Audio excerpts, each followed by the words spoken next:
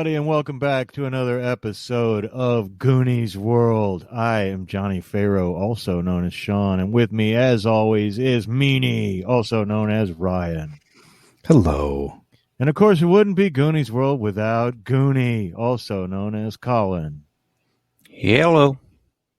And I'm going to pick up this softball, toss it up in the air, hit it with the bat, and toss it over to Ryan, because we're back in a Ryan game. Playing a game called Spirit, which Ryan can tell us more about and set us up. Yes.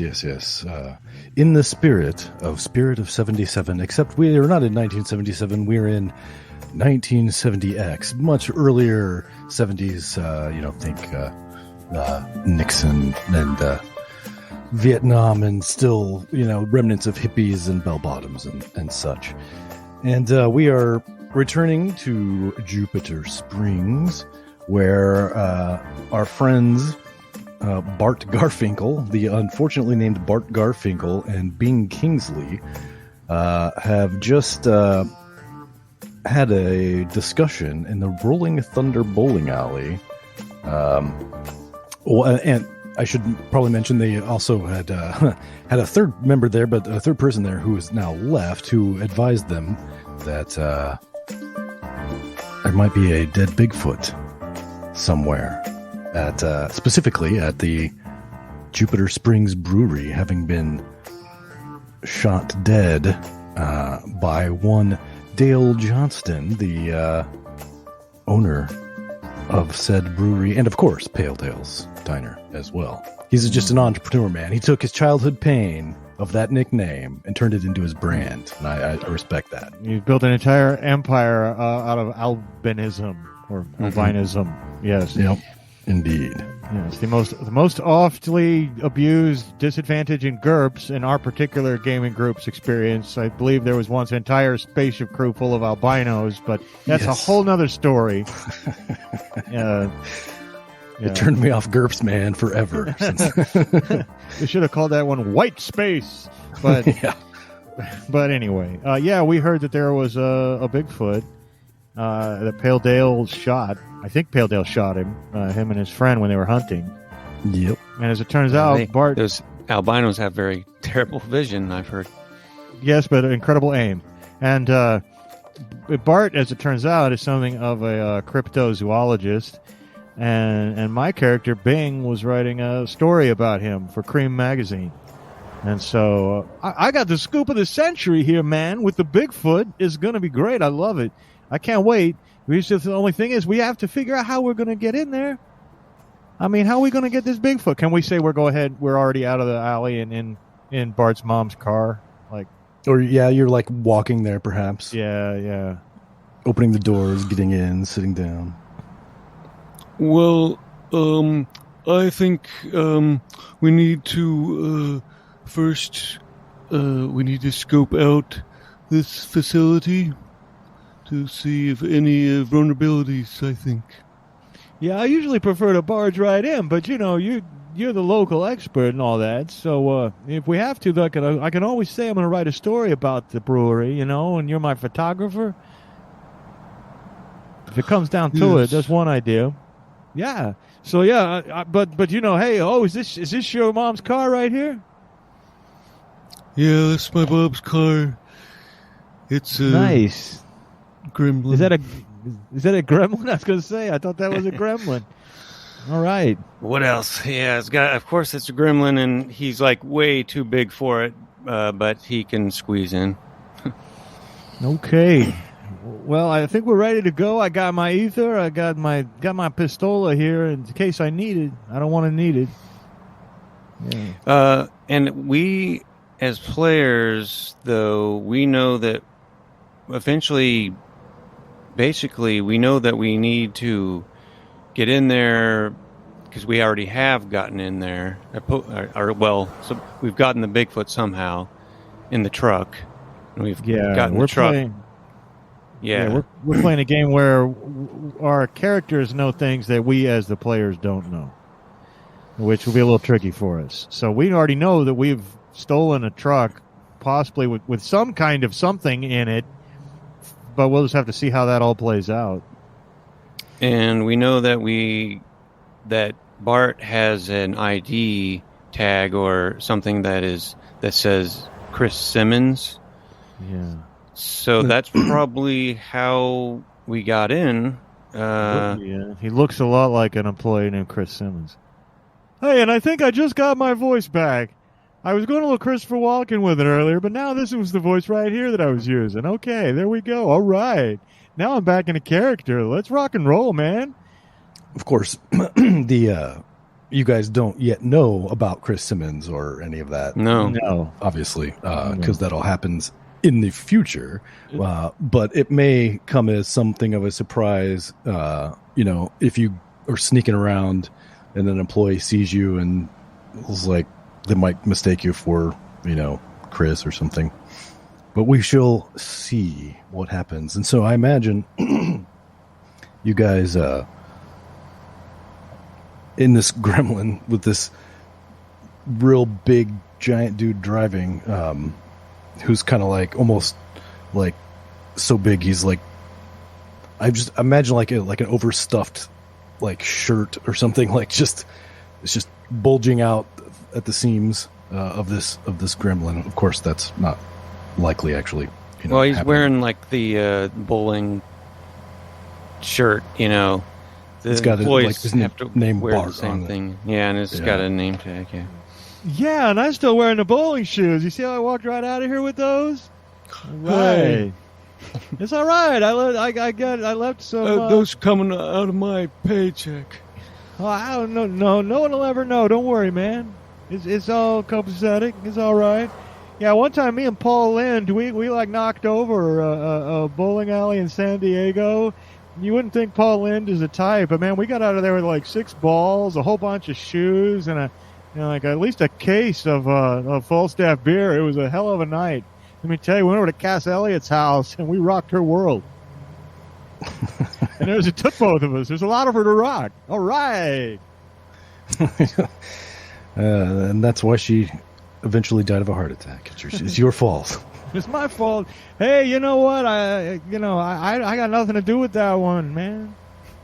I wish I had a character that could go back and forth with you, but he has no idea who the hell you're talking about. Yeah. He's not very hip.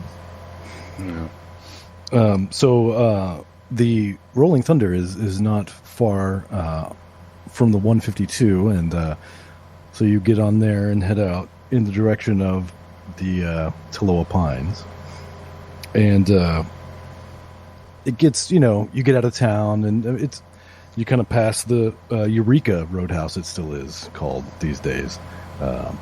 Eventually becomes the Europa Roadhouse. And a ways past there, the 152 kind of curves around a bit and comes to an intersection with County Road 525. And this is the road the brewery is on. So you take a left. I assume you know this because you live in town and you probably know just where it is anyway.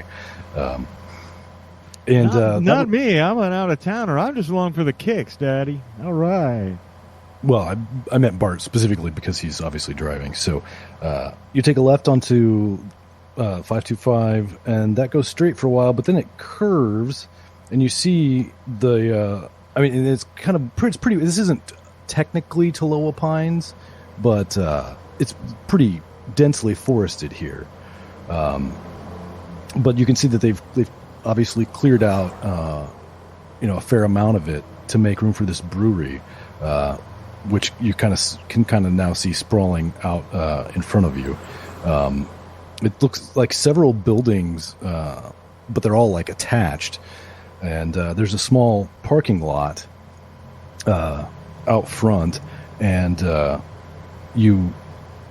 there's like a little access road to the parking lot that you could turn off of and park in the parking lot if you were so inclined.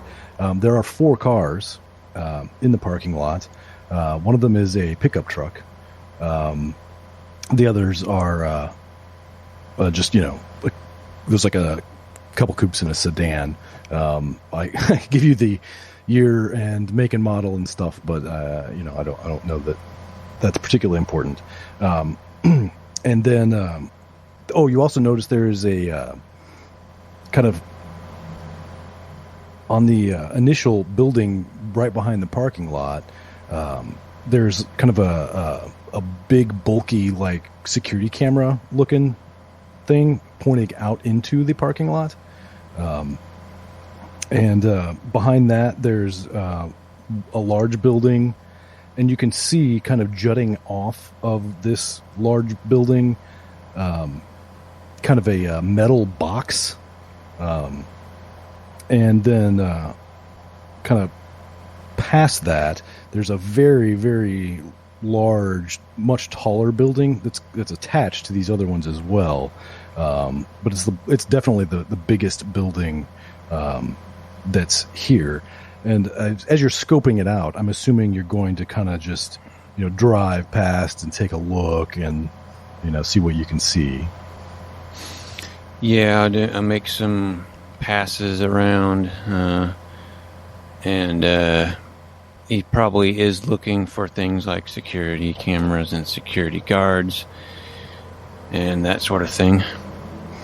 Right. So the road curves around to the right, and then right as you get close to the largest building I described, it curves around to the left again. And then when you get just past the end of that largest building, you see another little access road, and it's got a little sign that says truck entrance. And then, but when you get past that, you're just back into the forest. And I'm gonna ask you if when I wrote out my character sheet, included some items, and I didn't. Well, I could imagine them being in my car. We didn't stop by my house or anything to get anything, but some things might have already been in my car. Yeah, you got to keep your emergency kit in your car. You never know when you're going to see a Bigfoot. Yeah, my binoculars and camera, tape recorder, my kind of, investigation kit. So that would include all of that stuff. Yeah, I would assume that you would keep that handy in the trunk or whatever, probably. So he might just park in the parking lot and get some of this stuff out of the trunk, and maybe use the binoculars just to see what's going on. Just watch people for a while to see, how they're getting in and getting out, and what kind of protocols they have to go through. Yeah, sorry, go ahead. I just wanted to clarify. You want to park at the brewery parking lot? Yeah, as long as there's a view of all the buildings. Yep. Okay. You can't obviously see the back sides of them, but yes, you can. You can definitely see. I couldn't see the back side of Cass Elliot that night, but it didn't stop me from trying. Hey, while you're doing that, I'm going to get out my typewriter and set it up on the hood of your car here and make a few notes about the layout of the place. I'm going to search for Bigfoot, page 2. I'm with my friend Bart Garfinkel. He's a cool cat, although not very hip. He had no idea who the Kingston Trio was, and that's crazy because they're about the unhippest 3 cats I know. Dot, dot, dot, dot, dot, dot, dot. Nice. Well, so do we see any other employees coming and going? You don't right now, except you see there is, and this is through the windows of the building closest to you, the one with the camera on it that's kind of pointing down, out at the parking lot. There are a couple windows, and you see there is a woman in that room sitting behind a desk, talking on a phone and kind of squinting her eyes at you and looking confused. I wonder if they give tours. Some breweries do that. I tell you who they give tours to. Cream Magazine, baby. That's what I'm talking about. You can get in there to all kinds of photos. People love publicity. People love rock and roll. It's a win-win, baby. Come on. Okay, what do I tell her? Tell them You're my photographer. I always source a local photographer. What am I trying to drive around paying extra plane fare and whatnot? Yeah. Oh yeah, that's a good idea. I didn't think of that. That's good. Well, that's why I'm usually the leader in most of the situations I go into. It's because of that. Hang on a minute. I got to take a little whiff of this ether before we go in there. I got to get not too much here. You should try some too, but not too much. Okay. Whoa. Rock and roll. That's about enough. Oh my. Woo. That reminds me of a party I went to with Peter Tork and Dennis Wilson over at Ronnie Spector's house. She said, not too much. But to tell you what, Peter Tork, he's always going a little too far. You know what I'm talking about? You know Peter Tork, of course. You're making stories up. Making stories up, that's what I do for a living. All right, anyway. Yeah, but just don't worry. You're a local guy. You do the talking. I'll be fine. If you want me to... I can't talk, especially to women. No, listen, you got to have confidence. It's all about the confidence. Listen, I'm going to make you into a Romeo, okay? After this is over, I'm going to take you into downtown Jupiter Springs. We're going to find the hippest store we have, okay? We're going to spruce you up a little bit. We're going to shave you a little bit, all right? We're going to put a little pomade in your hair, a little Marlowe pomade, okay? That's what I wear. Look at me. Look at me. Look at the shine in my hair. Just look at it. Are you looking at it? I want you to look at the shine in my hair, okay? Now, you're going to be talking to women. You're going to be a regular Casanova. You're going to be a regular Tony Curtis by the time all this is over. Speaking of Tony Curtis, never mind. You don't want to hear my stories about Tony Curtis. In fact, it's better that the world not hear my stories about Tony Curtis. You know, he's got a beautiful little girl. I'm actually her father. A lot of people don't know that. Little Jamie Lee. She's mine. Just like China Cantner. But, you know, I can't be paying child support for every celebrity kid. So I like to keep it on the down low. But anyway, we should probably go ahead and get in there and solve this mystery of this Bigfoot. I'd personally be really surprised if I found a Bigfoot in there. I hope it's not true because I don't want Bigfoot to be dead. All right. Well, so you guys are just going to walk right in the front door then? That's what I'm hearing. Yeah, I think that's the best way, man. It's right through the front door. Confidence. We have no idea that somehow we're going to be in possession of a truck later on, and that they probably know will have captured us on camera and all that. But we have no idea that that's going to happen. So I don't think too far ahead when I'm on these ether pinches. You know, it's just not something I do a lot. Well, so you walk right in the door, and this is a fairly, Spartan room. There's just kind of the reception desk here, with a telephone on it, and this woman sitting at it talking on the telephone. And she's also got, there's a typewriter on the desk. Obviously, this is long before, well, not super long before, but it is, not common for businesses to be in possession of computers at this point in history. And so presumably she's, got to type memos and stuff. But she's talking on the phone and, I still got here about half an hour ago. And, I'm not sure what he's doing, but I think he said he was going to be busy for a while. And anyway, and she just kind of looks at you when you walk in and just looks confused, but doesn't look like she's going to stop talking and say anything to you.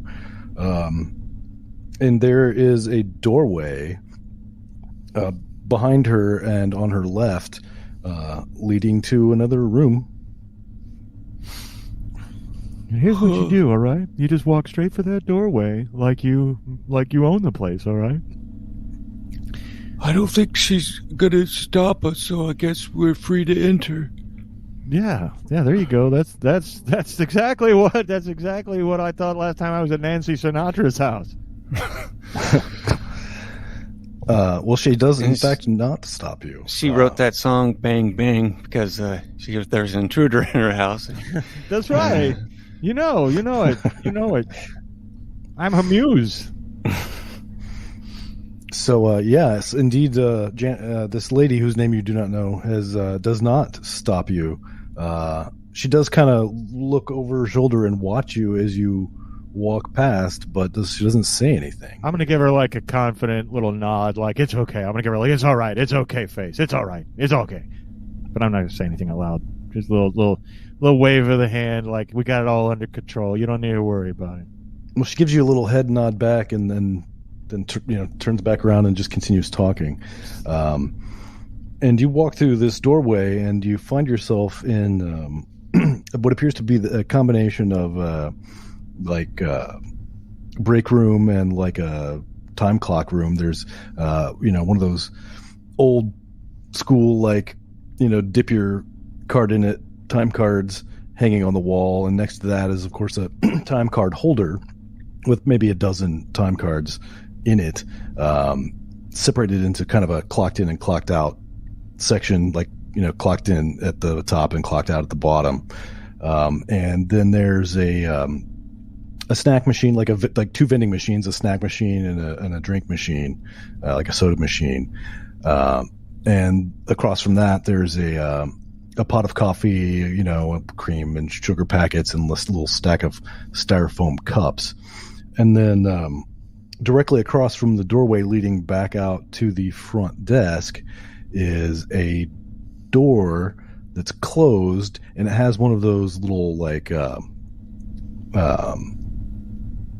10-digit pin locks, 0 through 9, like little mechanical little keypad. Yeah, doesn't look like it's electronic. It looks like it's just mechanical. Well, before we go past, can I make a reflexes roll to hit the side of the vending machine like Fonzie and make a cola drop out? Sure. All right. I have a 51% chance. Hey, I got a 26. Bam! Works every time. And you get a delicious Coca-Cola.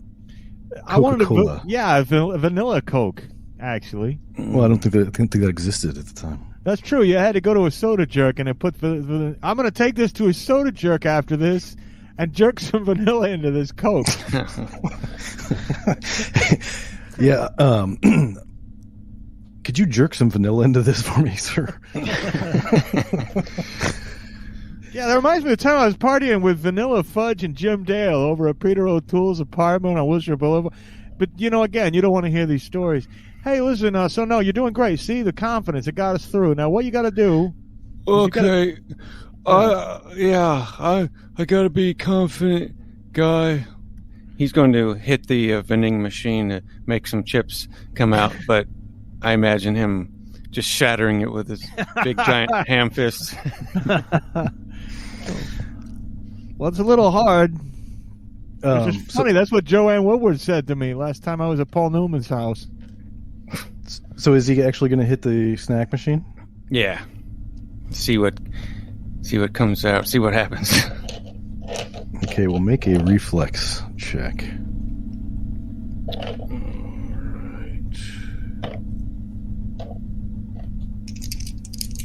And reminder, so we're rolling percentiles, and we want to roll under?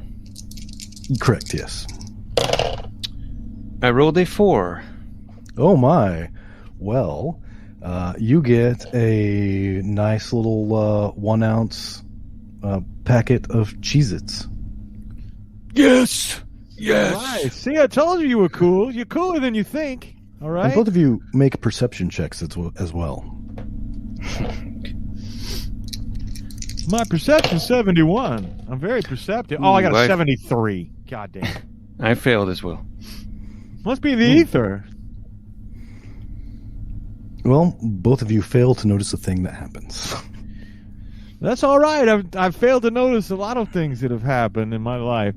Hey, listen, there's something magical and exciting behind the door where that keypad is. Don't you got some, like, can't you get out, like, can you dust and see where the fingers have been on it? Do you have some kind of super detective powers that I don't know about that we can get through there? I don't have any powder or anything of that sort. I do have some plaster of Paris for making Bigfoot print casts. I could smear that and wait for it to dry. I don't know. We have time for that. I don't know if we have time for that. But no, I have a feeling there's something very interesting on the other side of that door, my friend. We might have to wait for another employee to arrive and get behind them very quietly and watch what they punch. Actually, there's a perfect chance for you to practice your skills of being more suave, all right? You go back out and you talk to that lady, okay? And you tell her that Pale Dale gave you the PIN code to get through, but I don't think PIN was he gave you the passcode to get through the door, and you forgot it, right? So could she just tell you the code again, since you got to get in there? If she asks for your name, you tell your name's Dr. Otto von Hammer. You're a photographer, all right? Well, before you do that, I'm going to give you both another. I mean, you've been standing here for a little while. I'll give you another perception test. All right. Hey, I got that one. 40. So, Nope. well, being just as you were finishing your attempt to persuade Bart to go out and try to get the code from the lady, you spy a small piece of paper on the floor right near the snack machine. Hey, you know what? I think when you banged that snack machine, you might have moved it a few inches. I see something I didn't see before. Check it out. I think it's a clue. I'm going to have you bend over and get it, because I had 14 beers and some ether, and if I bend over, I'm probably going to fall down. Yeah, he'll bend over. Well, you bend down and pick up this piece of paper, and it's got a piece of Scotch tape on it. Apparently, it was taped to the side or maybe the back of this machine, and you hitting it may have dislodged it. But on it's just a small little piece of paper, but on it is written 1945. 1945. It's a year. Okay, maybe that's like Bigfoot's birthday. Oh, wait a minute. It's the ether. What am I thinking? That's probably... You think that might be? Could we be so lucky? I think we could be that lucky. Well, it was on the side of the vending machine. It could be the vendor's code to get into the vending machine. And if that is true, it's our lucky day. Yeah, I agree. I'm the luckiest guy alive. I know that because Dick Van Patten told me that at a party once. I'm going to... first I'm going to see if it's the code to get in the door. All right. So you punch in 1945 into the keypad, and you hear a click. It worked. Right. Dick Van Patten was right. I am the luckiest man alive. Or maybe you're the luckiest man alive. Yeah, I just gotta say straight up, like, I planted that there, not expecting you to find it, but also not expecting you to hit the vending machine to get shit out of it. I thought, well, hell, it's got to jar it loose, right? I mean, That's exactly what Cass Elliot told me. That's when I was giving her the Heimlich. Never mind, that is the worst joke. Oh God! I just now got it. Please, listeners, just pretend I didn't say that. All right. I'm sorry, Cass. Oh man. So anyway, yes, that does indeed appear to have successfully unlocked the door. Okay. All right. We're in. All right. Now you're the local guy, right? So we got to look the part, right? So I'm gonna get out my notebook. Okay, I'm gonna get my notebook, and you get out your camera. Okay. All right. Okay. I don't know what cover we're going with. You said Otto. Yeah, Otto von Hammer is one of my former pen names back when I used to write for a porn magazine. Okay, so, but yeah, that's going to be your name. Don't forget that name. It's a great name. I've been working with that name for a while now. Otto von Hammer. You're my photographer, okay? Oh, yeah, okay. Okay, and I'll just be me because, look at it. I can't be any cooler than me. And probably people have seen my photo. I was in Life magazine, that photo of me and Quincy Jones. Just last month, in fact. It was me, Quincy Jones, Jim Dale, and Peter O'Toole. We were all at a party at the aforementioned Dick Van Patten's house, and that went out in Life magazine everywhere, so everybody already knows who I am. I could just let you do that, like, for the entire episode, and it would be entertaining enough for me. Well, he's a terrible name dropper. But he really does know all these people, though. In my mind, he really has partied with all these people. He's not making it up. Yeah. Yep.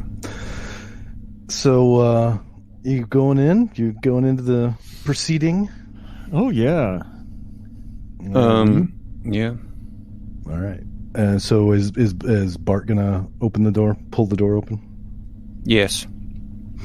All right. Well, you pull the door open, and the first thing you notice is the loud, like obnoxiously loud noise in the room, and immediately following that, like the sort of sweet, grainy smell washes over you as you step into the room, and the door sort of automatically kind of closes behind you. It's got like a weighted thing where it just automatically shuts itself. What kind of noise is it? It's like a loud white noise, like a really big fan going. Okay.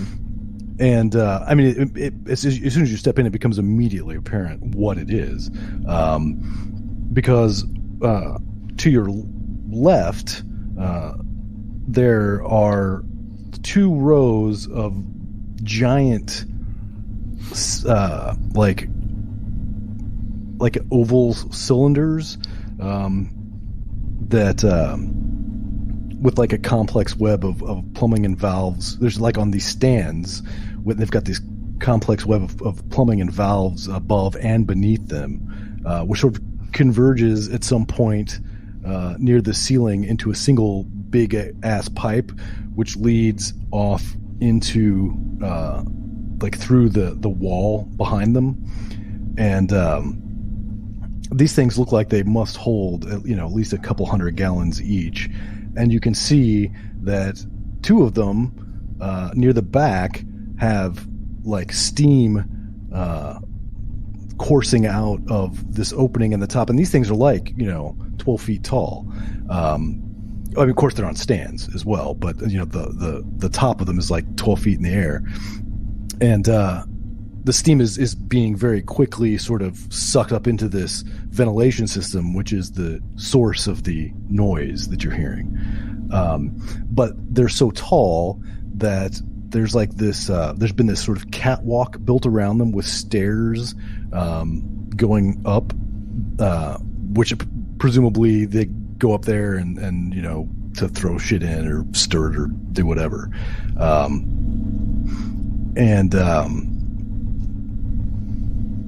Now, if you were a dead Bigfoot, where would you hide? Well, I was going to suggest that we follow the smell of Bigfoot, because normally Bigfoot is reported to have a very foul odor like rotten eggs or sulfur. But Oh yeah, Tommy Smothers smells that same way. Yeah, I followed him all the way from the Brown Derby to a party at Frank Zappa's house one week, just based on smell. But with this beer and this ventilation, I don't think it's possible to do it through the smell alone. We have to find a place that they might be storing Bigfoot. It's big enough to store him. Well, where would you store something that was like dead? Refrigerated place, a room. Okay, makes sense. That's right. Okay. I should probably finish describing the room as well. Probably so. Let me stop role-playing for a minute. There is, unfortunately for you, not as far as you can tell, anything resembling a dead Bigfoot or otherwise Bigfoot in here. But those kettles, those 2 rows of kettles, are on the left side of the room, and they basically dominate that entire half of the room. But the other half, kind of in front of you and off to your right a little bit, are a bunch of pallets stacked with like 55-pound burlap sacks, along with a large mill with like this auger arm that's sort of within a PVC pipe coming out of the bottom. And then there are 2 more of these. Well, they're different looking, but they're clearly large kettle type contraptions. And the auger arm is currently attached to the top of one of them. And where like the ones on the left side of the room are kind of more bulbous, these are almost like just straight cylinders. And there's a sort of less complicated plumbing system coming out of the bottoms of these 2, but then it goes up and joins the more complex web near the ceiling. And you also see that there are 2 kind of large bowls with like these weird looking little, almost look like rabbit food, like little green pellets that are sitting there. Is that Bigfoot food? Well, I don't know of any specialized Bigfoot food, but I suppose Bigfoot is an omnivore who will consume most things that humans will consume. I'll consume it. You want me to take a bite? I'll eat I'll pop a green pellet. I don't care. Well, I would advise against that without first examining it. Let's see what it smells like. I'll lick it. I won an eating contest at Captain Beefheart's house once. Let me tell you, there's some strange stuff going on in that house. He won, by the way. But no, I'll lick a green pellet and see if it's edible, or if it seems edible, or like it actually is food. Go ahead. I was gonna say it might just be like some kind of ingredient though that I don't know about. I don't know how to make beer. It could be like concentrated hops or something. I don't know.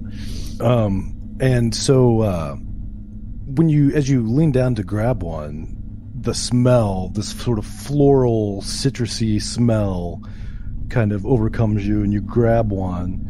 And when you taste it, it's more of that sort of slightly bitter, planty, floral, citrusy kind of thing going on.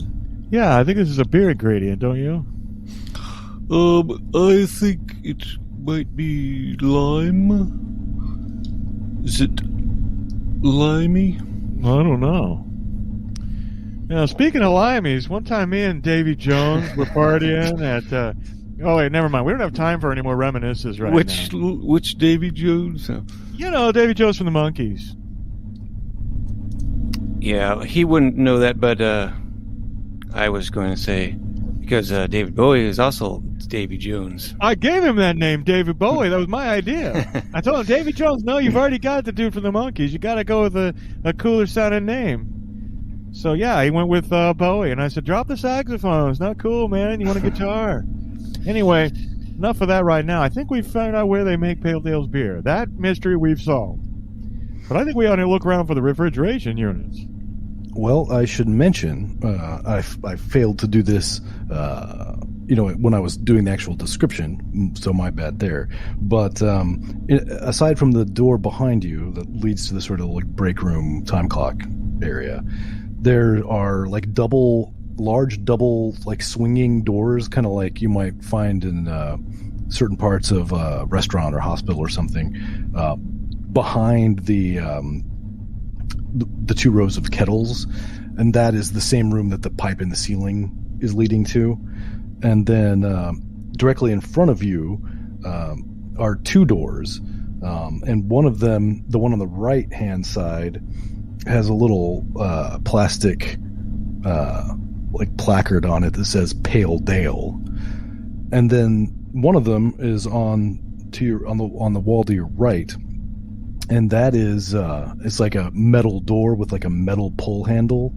And I think Bart Garfinkel has worked in the bowling alley with the little, sketchy but delicious bowling alley diner long enough to know what a walk-in refrigerator door looks like. Yeah, I was just going to say, if it's metal door, it's probably refrigerated. So... what would check out there first? All right, I'm right behind you. All right, so you guys walk over to the metal door and pull it open, and you see shelves. Some of them have like little racks of like tubes on them. In fact, most of them do. And then there are several buckets as well. They're like 5-gallon buckets with lids closed on the floor. And but that's it. There is not a Bigfoot here. Gosh darn it. So you go ahead. Go ahead. I was going to say, that other door there that said Pale Dale, you think that's the guy's office? Yes, I think that is where Pale Dale could be located. If he's in office. Yeah. Why don't you guys make perception checks? We did hear her say something about Pale Dale on the phone, that receptionist or whoever she was. I can't remember what she was saying, though. I got a 65 on my perception. It succeeds. I failed mine. Well, you find some, like a little tuft of fur on the floor. Hey, check this out. I'll pick it up and wave it under your nose. Is that big? Does it smell like eggs to you? Is this Bigfoot fur? Yeah, he will examine it. Is there any kind of odor? There is kind of an unpleasant, musky, not quite sulfurous, but kind of getting there. Almost like I don't know if you've ever like smelled, been out in the woods like in the fall and caught whiffed of like the buck musk that happens during the rut, but it's kind of like that. I know buck must when I smell it.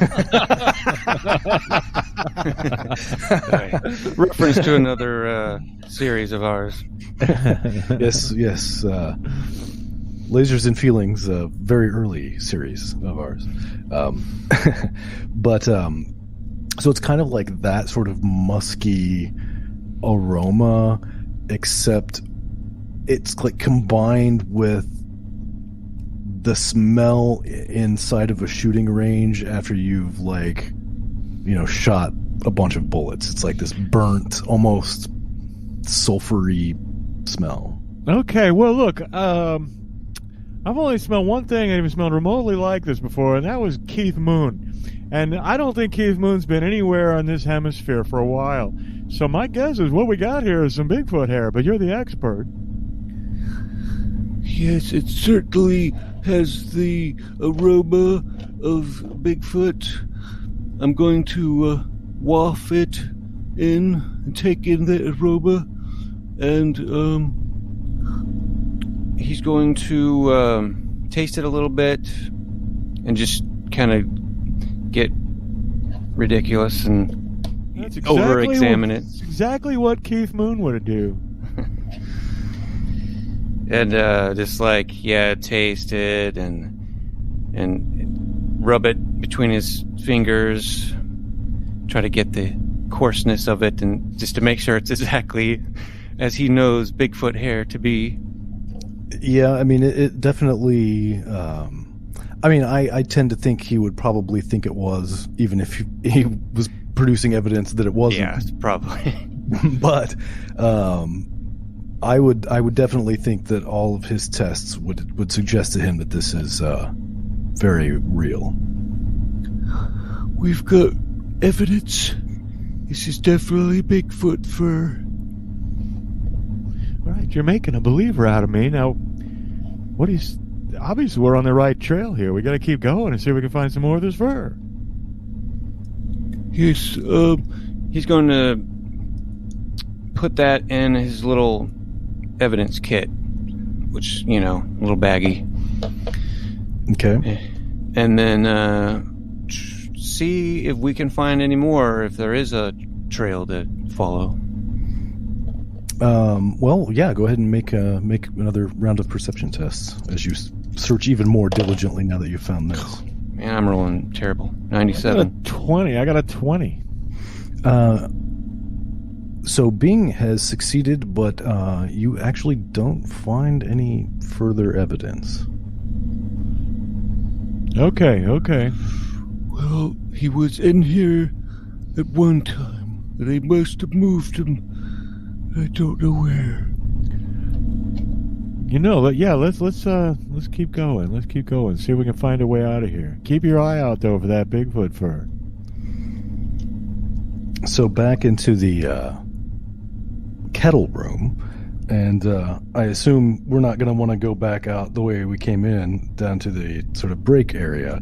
So No. We've got these two doors in this wall, and then the double doors in the far wall behind the kettles. And of course, the one that has the Pale Dale placard on it. So there's these inside this room. Did you say there was like a noise? Like, are these things like running right now? Yes, two of these kettles are in fact running. They're clearly got something boiling away inside them as the steam is pouring out of this opening at the top to like 12 feet up in the air, and the steam is being sucked into this ventilation system, which is the source of this loud whirring noise. So we got two smaller doors, and we got the two big swinging doors, and then there's another door with the Pale Dale placard. Yes. Okay. Well, no. There's the double swingy doors that look like they're like, for rolling big hand trucks through and shit. And then there's the two doors, one with no marking, and then one that says Pale Dale placard. Well, let's take a quick peek into those two rooms. But my guess is, if you got something like a Bigfoot, right, you want to get the Bigfoot to a secure location, right? My fear is they might be shipping him out of here, and I bet you anything, you go through those big double doors, you're going to find yourselves in a big, truck bay or something like that. Yes, I think you are possibly correct. I think we should go through these doors and see if Bigfoot is there. Okay, but just real quick before we go, though, let's just peek into these other, because we feel like real idiots if we went out and Bigfoot was well, has feet up on a desk having a drink in one of these other 2 rooms. So why don't you go check out the Pale Tail door, and I'll go check out the unlabeled door. We'll just take a quick peek. We won't get too involved in it. Just take a quick peek. And then we'll go out these big double doors. What do you think? What if Pale Tail is there and he shoots me? Because he's not very good at seeing things. Oh, well, that's a good question. That's a good question. I don't know. Maybe we just go through the back. Let's just go through the big double doors.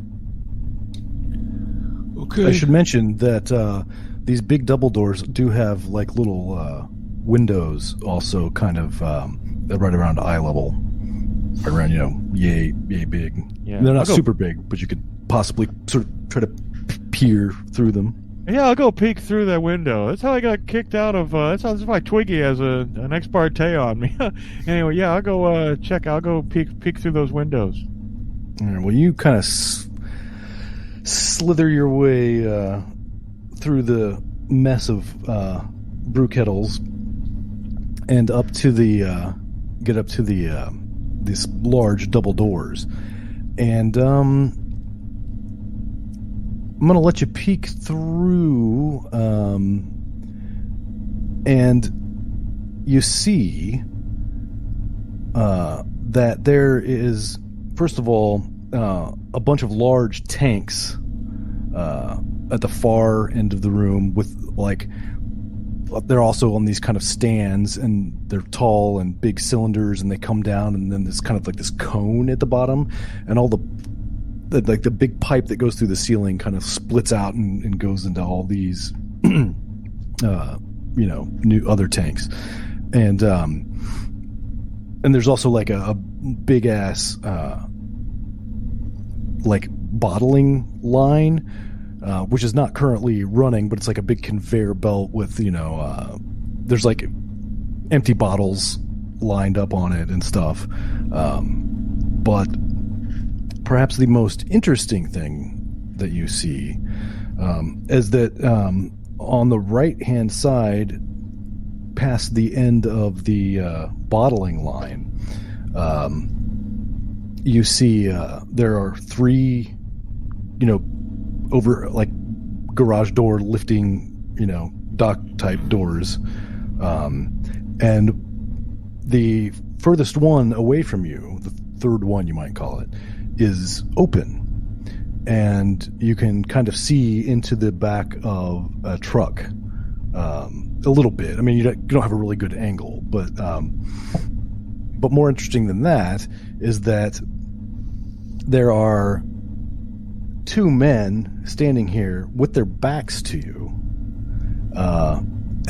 in front of this open door, and but in front of them is this large hand truck with a pallet on it, and sitting on the pallet is something approximately man-sized wrapped in a blue tarp. Bart, get over here, man! I found the Bigfoot. Come here. Peek through there. You see that? That's got to be the Bigfoot. And how big is it? It's approximately the size of a full-grown adult human. Well, it could be Bigfoot, but Bigfoot is, as you know, much larger than an average human.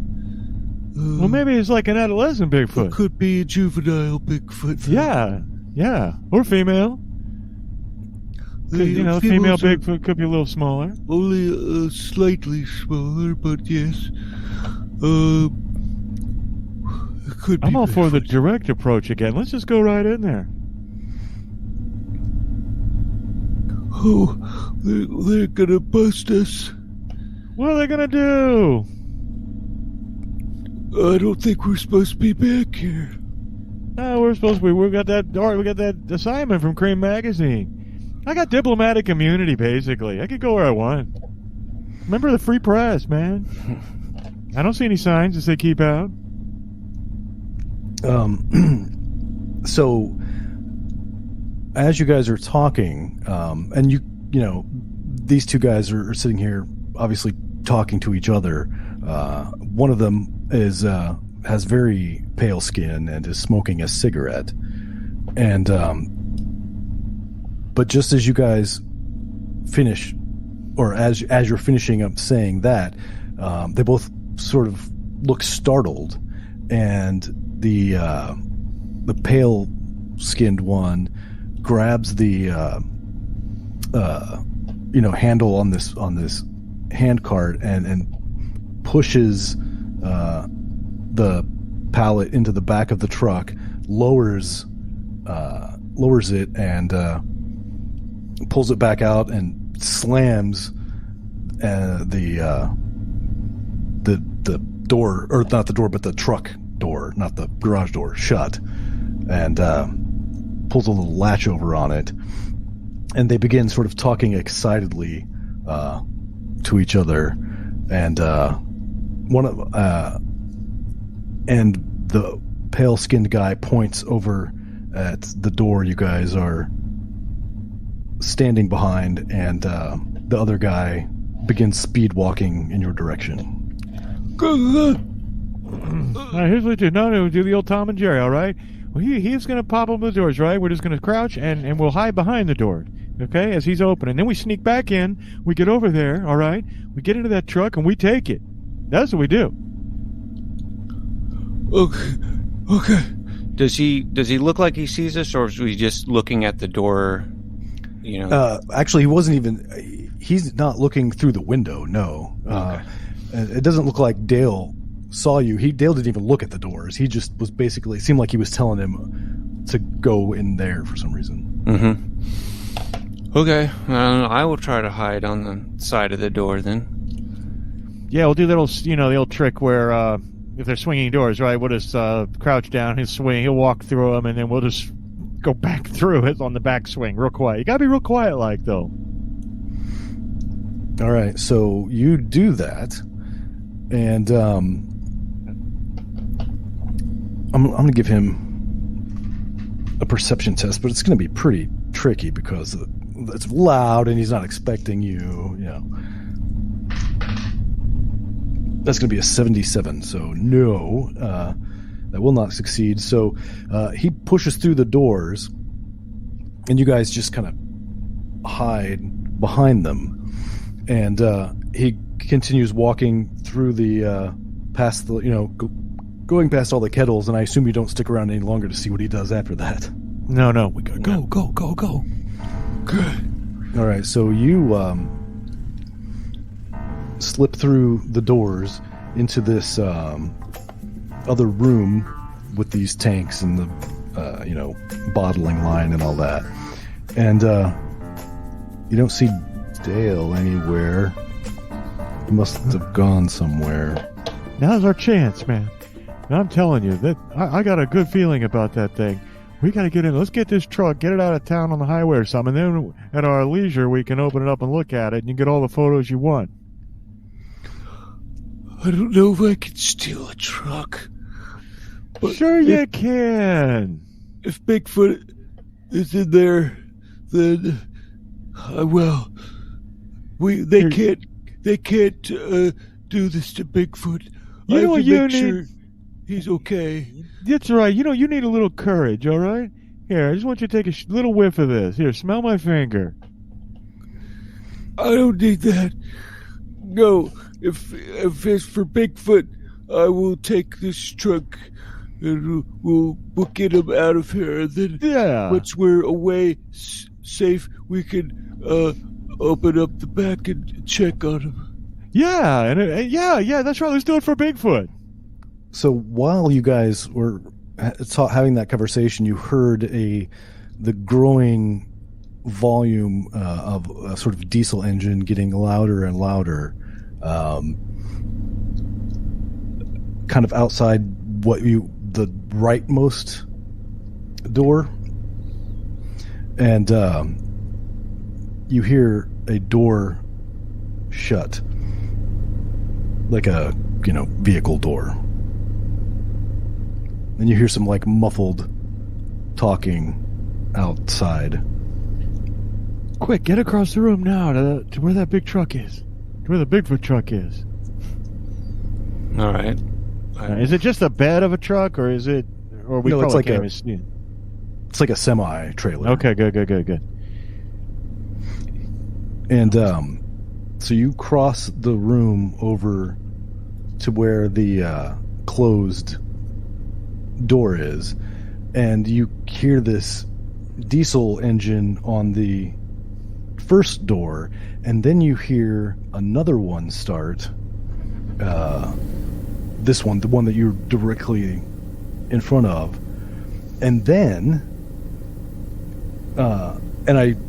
you couldn't see this through the little peepholes in the double doors, and I didn't really have time to mention it through all the other nonsense that was going on, but just beyond the first dock door, there's like a small stairway down, and then like a man door, and that door opens, and a guy comes,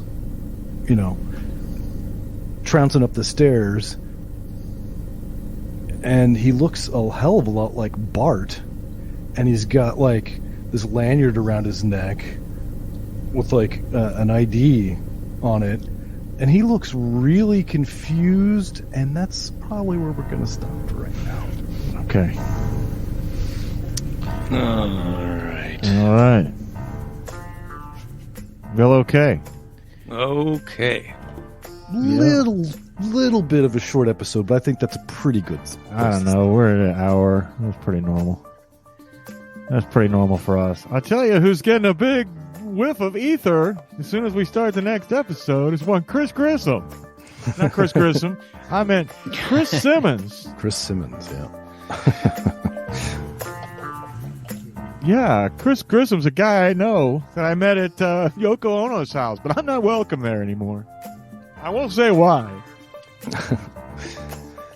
All right, very good. Well, I guess we'll have to tune in next time to see what happens. Even though we kind of already know some of what's going to happen, so, which is an interesting change of pace, but Yes. will definitely be interesting to see how we get there All right, we'll see you next time.